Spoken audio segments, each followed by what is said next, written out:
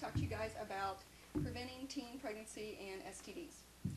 I want to start with a startling fact according to the Indiana State Department of Health that in 2008, 14,384 people died in the United States from STD-related illnesses. That was not related to AIDS. So I'm here to talk to you today about sexually transmitted diseases, or STDs as I'll refer to them too, and teen pregnancy. As a nurse of 17 years and a mother of teenagers, I have some insight and interest in preventing both of these. I want to provide you today with information that is real and basic. This information I have researched and dealt with firsthand. This information is so that you can make the best decision as when is the right time to have sex for you and protect yourself.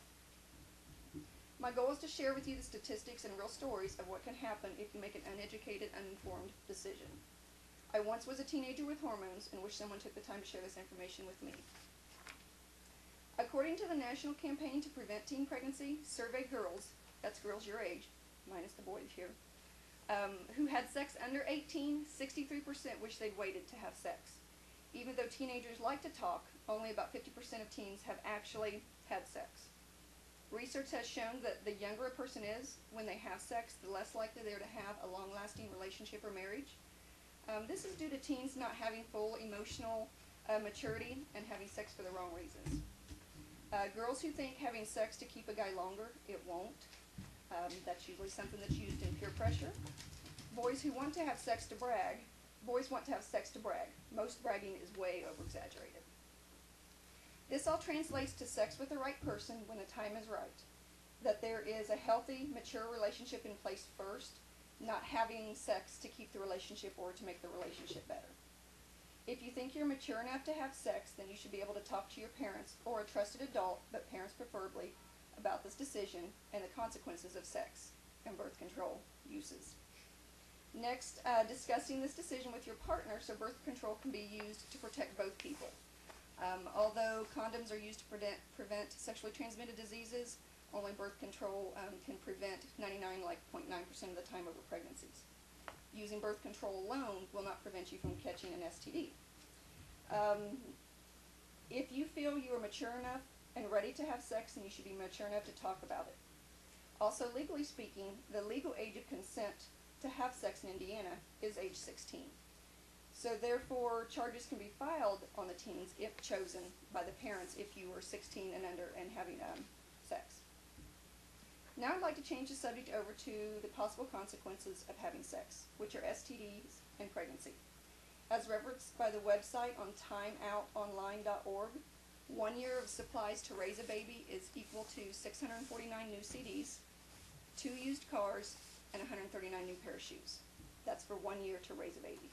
So I know my daughter would understand the 649 new CDs. Only about 1/3 of teen moms will go on to finish high school. Again, this is a consequence of having sex sometimes.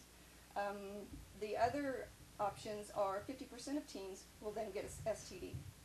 Adding to that fact, it is easier for a girl to get an STD due to her underdeveloped reproductive organs. A girl's reproductive organs have not matured well enough. The membranes are thin, therefore they're easily to get an infection. There's even an STD that can cause cancer. It is called HPV, or human papillomavirus. Other side effects of STDs are discharge, odor, burning from the genitals, infertility, which would mean you could never get pregnant as a girl or never assist with pregnancy if you were a boy, blindness, brain damage, and even death. On my poster, I have some pictures of what STDs look like for males and females. I'll pass this around a little bit later so you can look at it closer.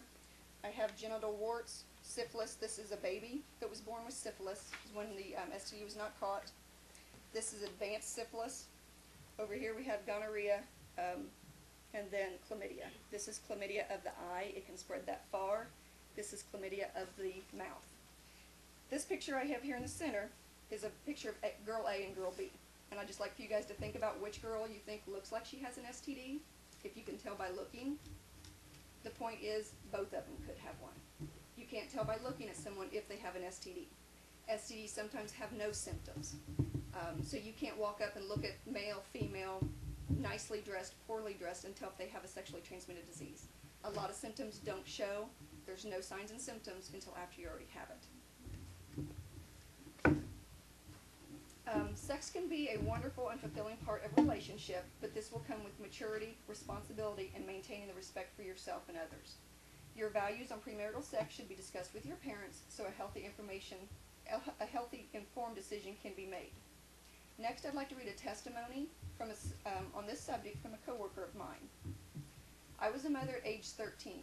I love my daughter dearly, but wish I had more information to have made better choices. I would tell anyone, including my 10-year-old daughter, how important it is to wait on having sex. I was not educated on birth control or waiting to an appropriate age for sex until it was too late. I thought it would never happen to me, but it did. Along with that decision to have sex at 13 came the responsibilities of being pregnant and a mother that I never thought I'd have to deal with. It was life-changing, and I'm glad to share more of my story with any other teenager thinking of having sex. In conclusion, I invite you to think and talk before making this huge decision that is life-altering. As young adults, you need to use all your resources available to you to make an informed decision. Don't be afraid to take control and stand for your beliefs. There are 64% of teens out there wishing they'd received more information on birth control and/or abstinence.